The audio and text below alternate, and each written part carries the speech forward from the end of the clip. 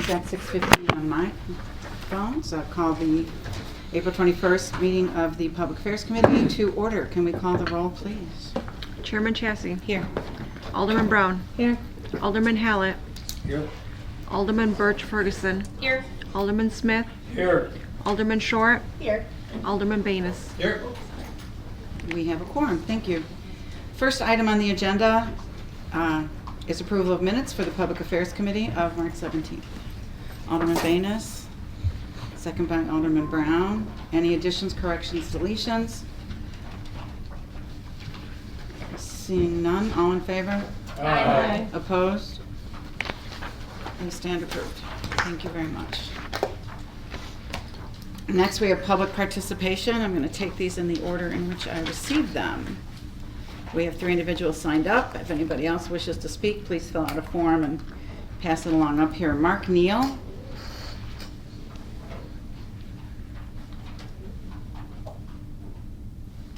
Mark Neal, wish to speak? I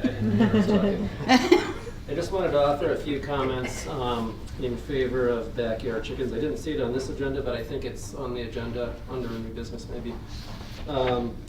Just a couple of comments. Obviously, egg prices have been rising, so it'd be nice to have fresh, affordable eggs. Chickens offer a natural pest control. It's an educational opportunity for families. Other benefits, waste reduction. You can recycle food products for feed rather than garbage. That reduces our reliance on large-scale commercial egg production, which itself has significant environmental impacts. Raising chickens also helps foster a self-reliant environment that encourages appreciation and understanding of where our food comes from, again, with less reliance on distant food supply chains. And then a further point would be that backyard chickens helps to conserve certain heritage breeds that can get lost or are at risk due to the dominance of commercial breeds in large-scale farming. Thank you. Thank you very much. Kurt Jaros.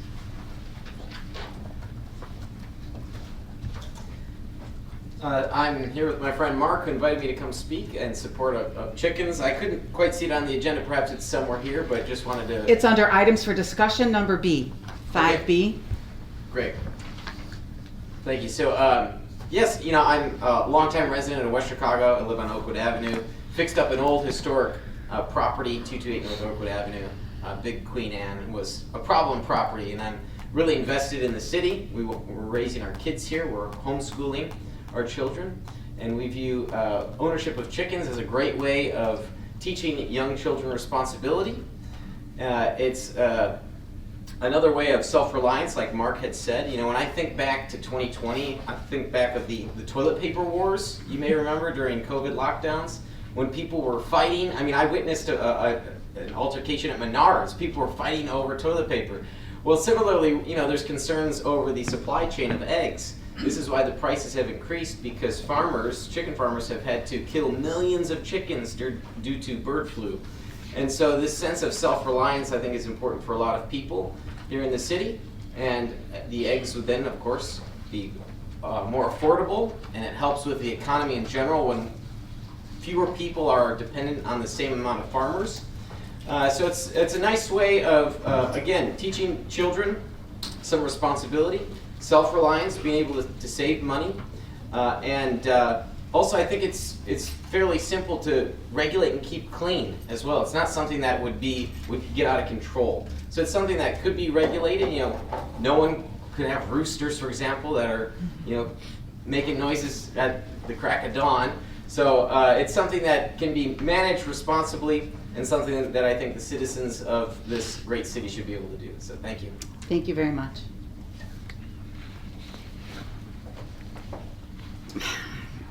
Matthew Myers. Hi. This one should be pretty simple. I didn't get a chance to talk to my alderman before this meeting. I had a question about ordinance 25-00013, which is about the administrative adjudication. And my question was just like, why were the words excluding traffic violations I'm sorry, regulate the- your timer went off, but it's inappropriate. Okay. I thought my time was still here. Yes, it is. Yeah, so, section 8-3 strikes, the words excluding traffic violations that regulate the movement of vehicles. And so, I'm hoping that somebody during the discussion period can, explain like why was that crossed off?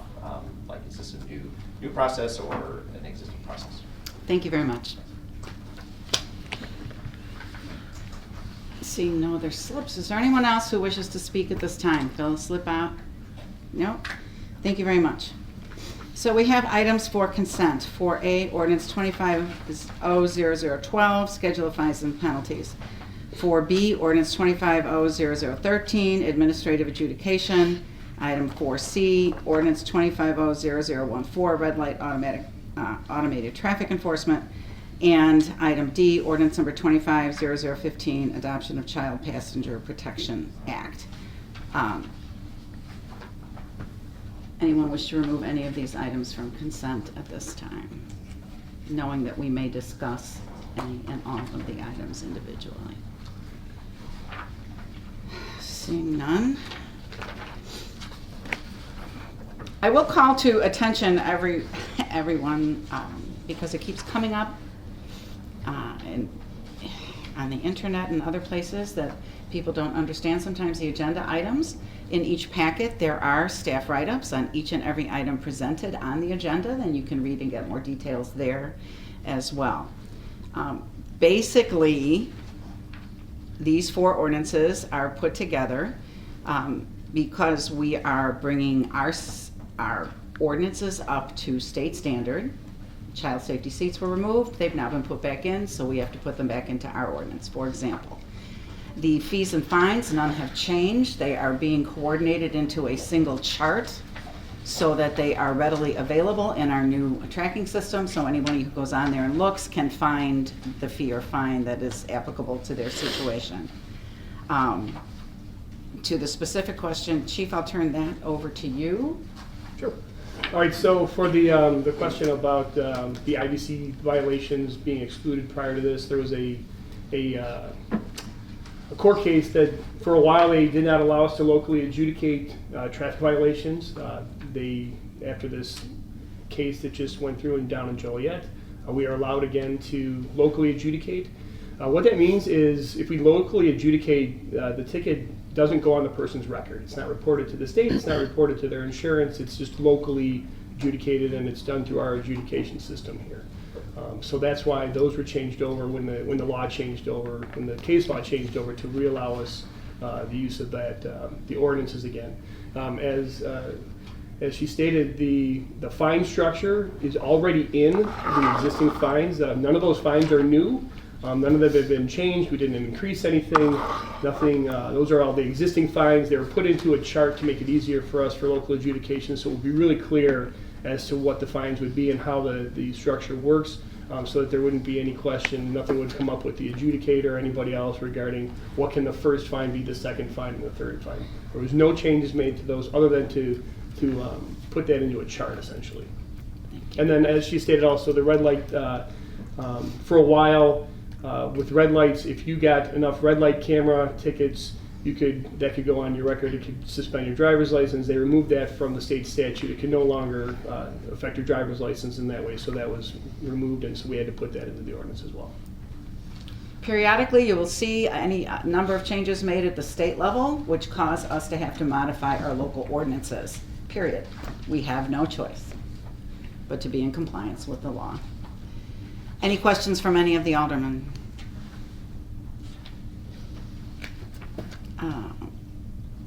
All in favor? Aye. Oh, I'm sorry, did we have a motion and a second? No, we didn't. I didn't think, I'm sorry. Can I get a motion? Alderman Banus, second by Alderman Hallett. In favor? Aye. Opposed? Thank you. Items for discussion. First item 5A is downtown parking.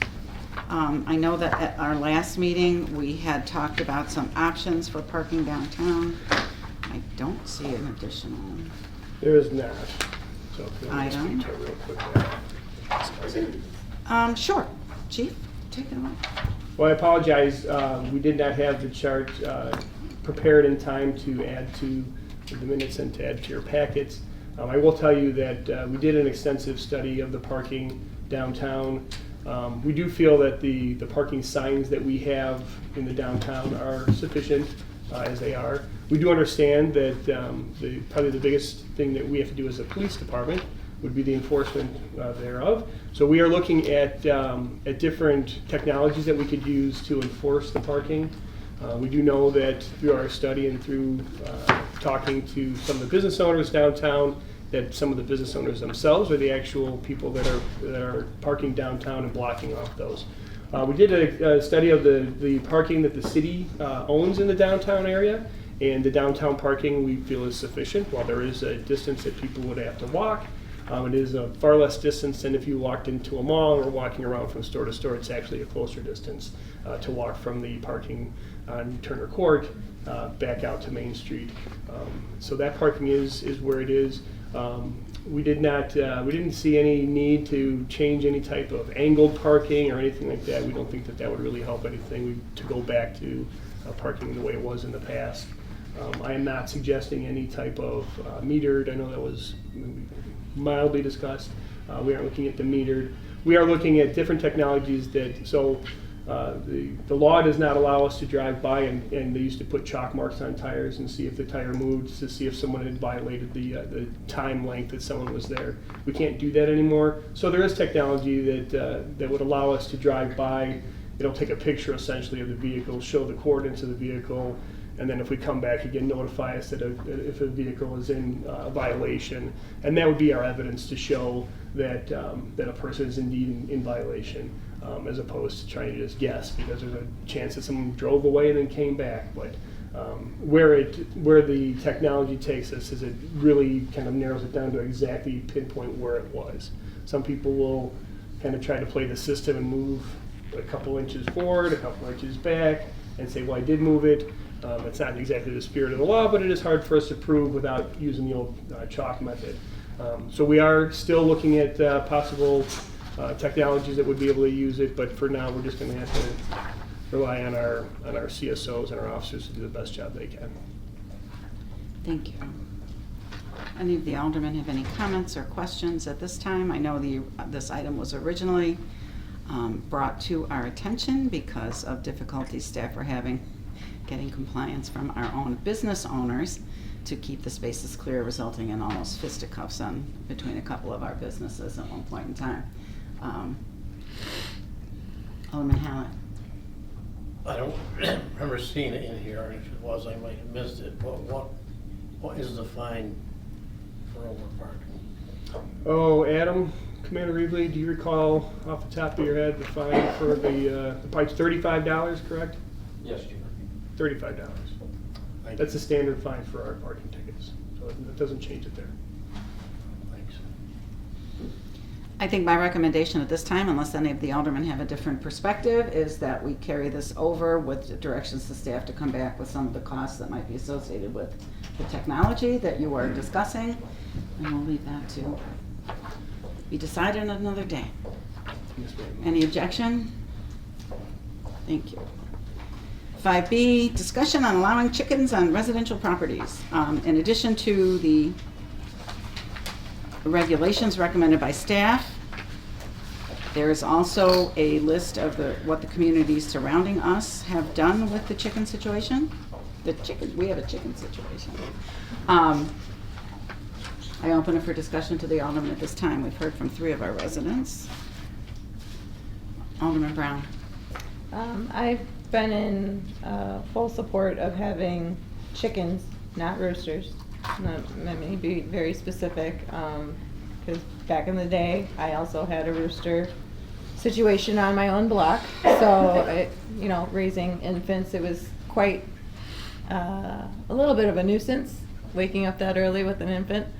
But I do fully support having chickens, having my own children. I know the cost of groceries and everything and the educational value that goes along with it. So I fully support this, and I look forward to other aldermen supporting this as well.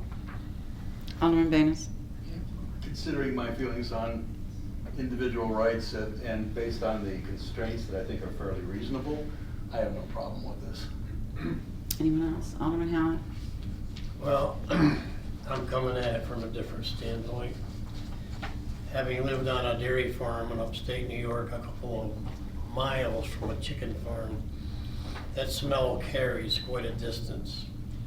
And no matter how many people obey what's down here, you're gonna have a bunch of other people who are just gonna figure they can put them in there as well.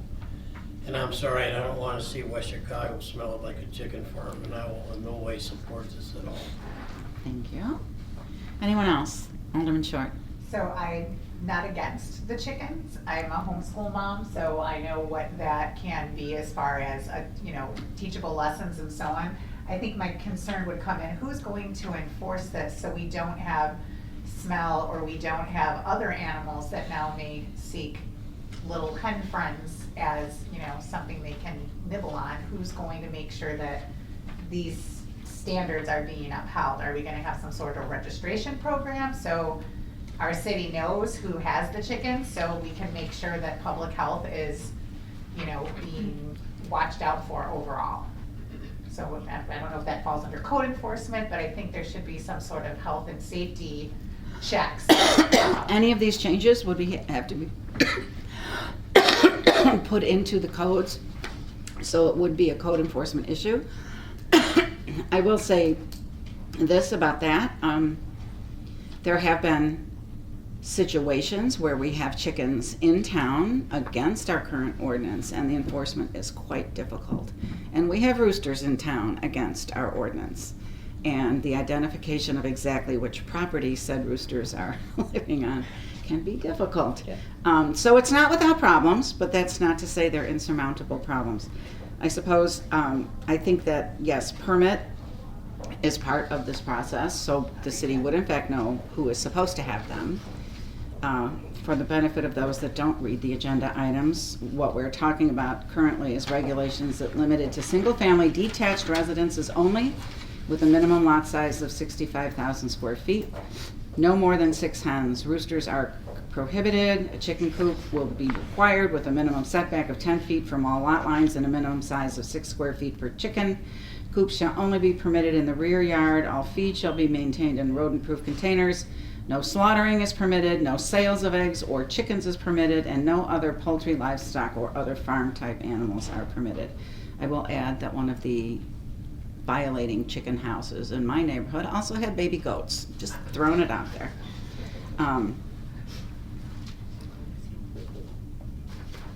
Anyone else? I should have done the math before I got here because I don't know in what residential zoning area 6,500 square feet comes in play. I don't know if our smallest yards would make that, but I'm not certain. Alderman Brown? Most of the lots are around, I would say 55 to 65 in the general vicinity of my area. Mm-hmm. That's what I thought. The R3s are probably below this, which is probably Yes. not a bad idea. The only thing that I would be concerned about going in the future is the no slaughtering. There's going to be no way that we're going to know if they slaughter a hen and then replace the hen. And ultimately, if you've ever purchased, like, say for instance, a bird from the DuPage Fair or anything like that, what they actually have is an ankle bracelet that's put around the bird's ankle. And that would be written down as your bird's number, so if it's ever lost, it could be returned to you. So in the future, I would recommend possibly that being added as an ordinance of your chickens would have to have Banding of chickens you would want added? It would be, it's more like a collar, like a dog collar, but it's for birds, and that's what they do. So that would be a way of us to keep track to make sure that no one's actually violating and actually doing the slaughtering and then replacing them right away, to make sure that they're banded. That would be my only recommendation in the future. I will say this, that we have surveyed 14 communities, 7 allow them, 7 do not. Geneva used to allow them, but they wrote their ordinance in such a disingenuous way that nobody in town qualified, so they finally decided to take it off the books. Alderman Short. Just the last one, kind of going on the health and safety piece. If we're gonna be doing a permit, just like if a dog bites, you have to know, does the dog have rabies and so on? Are we gonna have any sort of reporting? And again, I'm not a bird person, but if there is any type of flus or viruses that can be transmitted, or if one of the, individual's chickens die of some sort of disease, is there gonna be a way to, track that or have it reported, just so there's no contamination? I will add that to the list of things that were brought up as concerns. Concerns in the past have also included the intrusion of coyotes and the impact of that. And I have not checked more currently, but the Department of Health and Human Services used to advise people with young children under 5 not to have chickens as they pose a health threat. Vigilance and hand washing, etc., may mitigate that. I'm just putting it out there, and it's not going to be decided today. This is discussion only. Yeah. Alderman Brown, this is your last strike. I know, I'm sorry. This is your last strike at the apple, Alderman. No, Brown. I had one more bite, comment. yeah. I know even where I live, I'm right by the schools, we have coyotes that occasionally pop up and they're out and about. So it is a concern for people with small animals of any breed. But one of the things that we should also look into is disposal of the chickens, because I don't believe that we're allowed to just throw them into our group garbage cans at this point. So we should make sure to look up and make sure that we're not. So in addition to the interfering with things that. listed on the item, I'm adding for a report to staff, acting on health concerns and reporting, banding for identification purposes, and disposal. Disposal, just in case they get sick or die.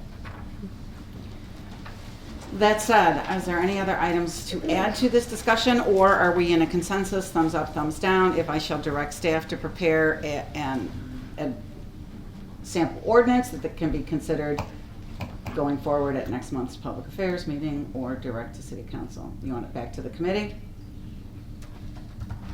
The ordinance should come back here normally, but who knows? Alderman Birch Ferguson. I believe if we proceed with staff, it will go to a public hearing with the Plan Commission and then Oh. possibly back to our committee. Thank you. Which I would be in favor of, to let our residents come out and speak again. Okay, I should have read one more paragraph down. So that will be our direction. Prepare a zoning text amendment. Goes to public hearing with the Plan Commission. Watch for the Plan Commission agendas to note when the public hearing for chicken consideration will take place. That said, any unfinished business any of the aldermen wish to bring up at this time? Any new business any of the aldermen wish to bring up at this time? Reports from staff. Chief, take it away. So you have our monthly report in front of you. I would like to start, well, I want to start by saying thank you to all of you, those of you that have been here with me since I was hired, some of you who hired me as well. I really do appreciate the support and the guidance that you've given the police department, and so thank you for your service to the community and for all you've done for us. So we'll start with that. Also inside the, there, you'll see in the first couple pages, the Polar Plunge. So I'm going to thank all of you again, because I did a last minute drive with some of the council members to see how much money we could raise last minute, and you guys did not let me down, and we raised almost $900 in about an hour and a half with all of your help. So thank you very much for that. That helped the Polar Plunge greatly. So thank you very much for that. Inside the packet, there's a couple of stolen vehicles that we recovered, a firearm that we recovered. We are continuing to have problems with people bending street signs. We're working on that. It's kind of one of our larger issues right now. I guess if that's it's an expensive issue though. So we are rolling out our tip 411 that will allow people to send us anonymous tips. So if someone sees something, they'll say something hopefully, and they can do it anonymously. They can. We'll be rolling that out. We'll be talking about it in the open house that's coming up here on Wednesday. So that'll be getting rolled out. That's an app that will be on people's phones as well. So It'll contain information from the police department, so you subscribe to it. It's free, but you can request to get all the information that we put out. So if we have a shooting, or we have something that we need information for, or we have cars that are being broken into in your neighborhood and you want to know about it, that information will be pushed out, not only through our Facebook, but probably more often through Tip 411 as well. And it goes directly to our detectives, so they can see the information as it's coming in, and if they get any tips that would help us out.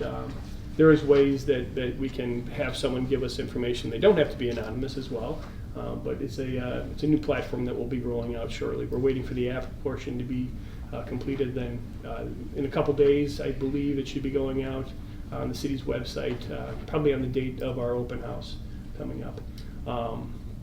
Tonight we're also going to be awarding 2 of our officers for their outstanding work.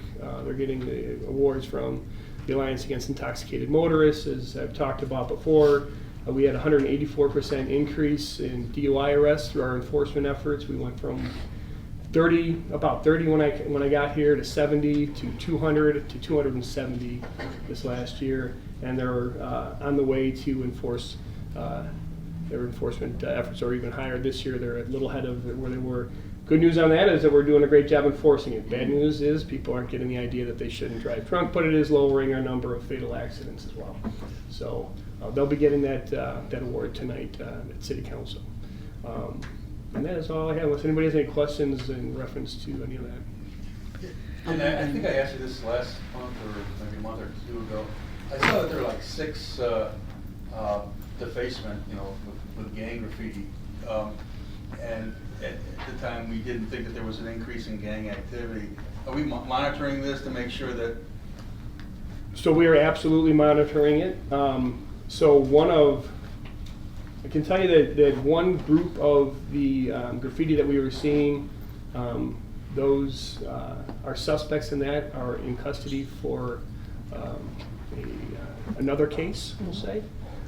We are looking at, we are taking some investigative measures that I won't put out in public to kind of try to monitor and see if we can't do this. We're hoping that through the 411 app that we might get some more information from the public, because obviously our offenders are walking around, and I can't imagine seeing the size of some of these artwork that they're doing here. It's not a quick job, so I'm hoping that someone will actually see something and say something and pass it on, even if they do it anonymously. We do have a service that takes it off as soon as we can, but that's taxpayer dollars right there too, taking care of that. So we are working very hard to try to do that. We have officers that are out there every night looking for our offenders, but it's not an easy one, because they're big. As soon as they see a squad, they just hide in the yard, and it's hard to necessarily just roll up on someone as they're creating this graffiti. So, Thank you, Chief, and it's been an honor. Thank you. thank you Yeah. very much. Thank you, Chief. All right. With that, before I entertain the motion, I just want to say thank you as well. And to all of you who will remain here, I hope that you are viewed as the mentors and professionals that I know you will be. What did I say? Thank you, Lori. I'm sorry, Alderman Chassie, for your service to this community over the last 20 years. You will be missed, but you will still be involved in different ways. And thank you so very much. Stop it. Thank you very much. I appreciate that. A motion, Alderman Baynes? Well, actually, I was just wanting to add, if I can't make you feel bad somehow, it has been an honor, and thank you for your patience. We haven't always agreed on everything, but you know what? I think that's good for the city. Absolutely. And I appreciate your tutelage and your involvement, your dedication. Thank you. Alderman Brown? I know, you have to call me. I know we haven't always agreed, but I've enjoyed sitting side by side next to you, because you are by far the most knowledgeable, and I appreciate first time I came in that I was able to go over little notes with you and making sure that I would do everything correctly, the very beginning, even though, I showed up to multiple meetings prior. So I'm very sad to see you go, but I really appreciate the time we spent together. So Thank you, Grasshopper. No more. Motion to adjourn. I didn't raise my hand. I'm looking at him. Crying in government. There you go. I need a motion to adjourn. Aye. Alderman Ferguson, Alderman Short, second, all in favor? Aye. We stand adjourned. Thank you so much. Oh, opposed and adjourning?